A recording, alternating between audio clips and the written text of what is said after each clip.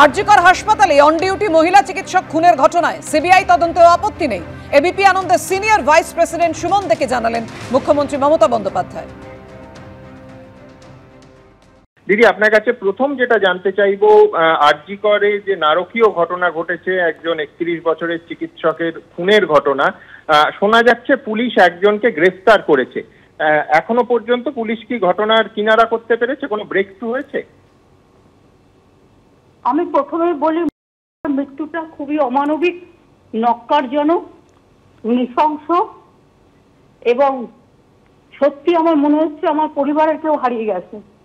এই ধরনের ঘটনাকে আমরা কখনোই সমর্থন করতে পারি না এবং সেক্ষেত্রে জুনিয়র ডাক্তাররা যে ক্ষোভ দেখাচ্ছেন সেই ক্ষোভ সঙ্গত বলে আমি মনে করি। এর মধ্যে কোনো অস্বাভাবিকতা কিছু নেই। তারা যে ডিমান্ডগুলো করছে প্রত্যেকটা ডিমান্ডের সাথে আমি একমত। তারা যা ডিমান্ড কালকে পর্যন্ত করেছিলেন প্রত্যেকটা পুলিশ কিন্তু মেনে নিয়েছেন। আমি যেটা বলতে চাই সেটা হচ্ছে, কালকে আমি ঝাড়গ্রামে ছিলাম এবং আমি আস্তে আস্তে রাস্তায় খবর রাখছিলাম এবং আমি তার বাবা মার সাথেও কথা বলেছি।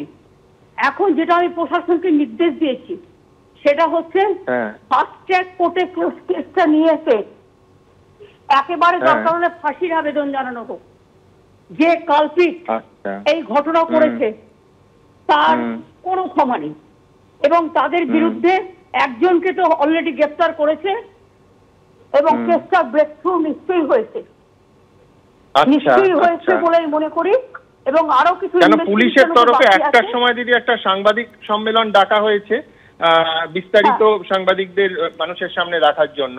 আমি দিদি একটা শুধু আপনাকে অনুরোধ করব, সেটা হচ্ছে নামটা যদি আপনি না নেন, যেহেতু ধর্ষণ এবং খুনের ঘটনা, নামটা আমরা সম্প্রচার করতে পারি না খুব দুর্ভাগ্যবশত। দিদি, এইখানে আপনি বললেন যে জুনিয়র ডাক্তারদের যে দাবি সেটা অত্যন্ত সঙ্গত এবং সরকার প্রত্যেকটি দাবির সঙ্গে সহমত। আমি একটা জিনিস জানতে চাইবো, সেটা হচ্ছে এই একটা তো কর্মবিরতি চলছে, যার ফলে রোগী পরিষেবা বিঘ্নিত হওয়ার সম্ভাবনা আছে। তারা বলছেন যে হাসপাতালগুলিতে স্বাস্থ্যকর্মীদের নিরাপত্তা সুনিশ্চিত করতে হবে। তো এই ব্যাপারটা যদি একটু বলেন যে কিভাবে সরকার সেই বিষয়ে নিরাপত্তা সুনিশ্চিত করার কথা ভাবছি। দেখুন, আমরা ইতিমধ্যে প্রত্যেকটা হসপিটালে যাতে ডাক্তারদের গায়ে কেউ হাত না দেয়, আমরা পুলিশ ক্যাম্প, পুলিশ জব এবং বিশেষ করে আমাদেরও যেমন একটা দায়িত্ব আছে, তেমনি হাসপাতালের প্রিন্সিপাল সুপার তাদেরও একটা দায়িত্ব আছে। যারা আভ্যন্তরীণ নিরাপত্তাটা দেখে, আভ্যন্তরীণ ব্যাপারটা দেখে, তাদের দিক থেকে কোনো নেগলিজেন্স ছিল কিনা সেটাও কিন্তু আমরা তলিয়ে দেখব। এবং আমি পরিষ্কার বলতে চাই যে আমি আবেদন করব ছাত্র সমাজের কাছে, তারা যদি মনে করে এই কেসে তাদের পশ্চিমবঙ্গ সরকারের প্রতি আস্থা নেই, তারা যে কোনো এজেন্সির কাছে যেতে পারে, আমাদের কোনো আপত্তি নেই। কারণ আমরা চাই এই কেসটার সঠিক বিচার হোক এবং আমি অলরেডি বলেছি ফাস্ট ট্র্যাক কোর্টে উইদিন 3-4 ডেজ মামলা করে মানে দোষীদের পেশ করে এবং দরকার শাস্তির দাবি জানাতে হবে, যাতে এই ধরনের ঘটনা কেউ করতে সাহস না পায়। একদম, আপনি বলছেন দৃষ্টান্তমূলক শাস্তি দরকার এবং তার জন্য সরকার যা করার করবে। আপনি খুব বড় একটা কথা বললেন যে কেউ যদি মনে করে যে এজেন্সি, মানে কেউ ধরুন সিবিআই তদন্তের দাবি করলেন, তাহলে আপনার সরকার সিবিআই তদন্তের দাবি মেনে নেবে? আমাদের কোনো আপত্তি নেই। আমি বলছি এই কারণে যে আমাদের তো কোনো কিছু লুকোনোর নেই। তার কারণ হচ্ছে আমরা চাই ঘটনাটা সঠিক তদন্ত হোক। পুলিশ অলরেডি তদন্ত করছে সম্পূর্ণভাবে। মানে সিপিকাল সারাক্ষণ হসপিটালে ছিলেন এবং রাত 2টা পর্যন্ত আমার সাথে কন্ট্যাক্টে ছিলেন। আজ সকালেও তাদের সাথে আমার কথা হয়েছে এবং আমি পরিষ্কার বলে দিচ্ছি, যেই হোক তার বিরুদ্ধে দৃষ্টান্তমূলক শাস্তি দিতে হবে। প্রয়োজনে আমাদের ফাঁসির আবেদনে জানাতে হবে। যদিও আমি ফাঁসির পক্ষে নই, কিন্তু কিছু কিছু কেস আছে যেখানে এদের শিক্ষা দেওয়ার জন্য, যাতে ফার্দার কেউ এই ধরনের ঘটনা করতে না পারে, তার জন্য এই ধরনের দৃষ্টান্তমূলক শাস্তি দেওয়ার প্রয়োজন আছে।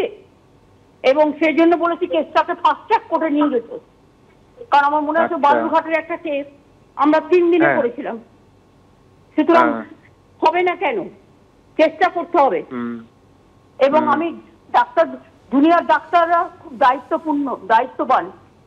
তারা কিন্তু কখনো রোগীকে চিকিৎসা থেকে বিরত করেন না।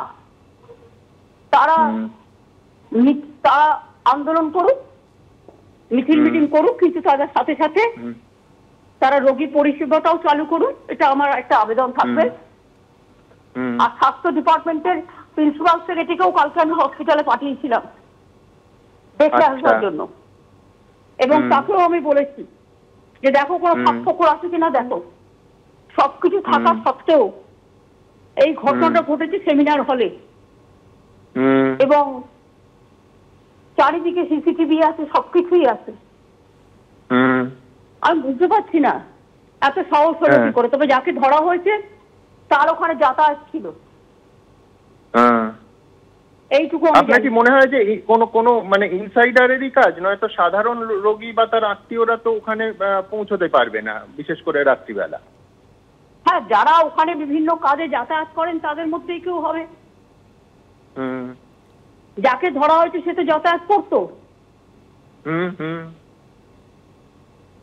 দিদি, আমার শেষ প্রশ্ন, যে জুনিয়র ডাক্তাররা যারা বিভিন্ন হাসপাতালে এই মুহূর্তে কর্মবিরতিতে সামিল হয়েছেন, তাদের উদ্দেশ্যে আপনি কি বলতে চাইবেন? আমি বলবো যে তাদের যা দাবি আছে তাদের খুব সঙ্গত।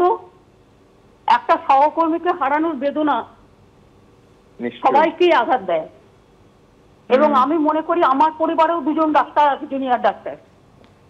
আমি পরিষ্কার বলছি, তাদের সাথে আমি আগেও ছিলাম, আমি ওদের খুব ভালোবাসি, এবং ওদের সাথে আমি আগেও ছিলাম, এখনো থাকবো। ওদের যে কোনো ডিমান্ড যা ওদের স্বাস্থ্যের সংযোগ মানে কার্যকরী হবে তার সাথে আমরা একমত, কোনো অসুবিধা নেই। দরকার হলে আমি হেলথের প্রিন্সিপাল সেক্রেটারিকে আবার পাঠাতে পারি হাসপাতালে, সিটিকে আমি আবার পাঠাতে পারি। তবে আরজিকরটা একটু বাড়াতে হবে স্পেসটা। আমরা চেষ্টা করছি, ওখানে একটা জায়গা আছে, ওই ট্রাম ডিপো ছিল আগে, এখন তো ট্রাম ওখানে চলে না। ফলে ওই জায়গাটা যদি আরজিকরকে কোনো মতো দেয়া যায় তাহলে ওদের একটা বিল্ডিং আর একটা হতে পারে, এবং সেখানে স্পেসটা একটু বাড়তে পারে, সুযোগ আছে। একদম, হ্যাঁ, সেটা আমরা চেষ্টা করছি, কারণ ওটা খুবই কনজেস্টেড এরিয়া। দিদি, অনেক ধন্যবাদ আপনাকে।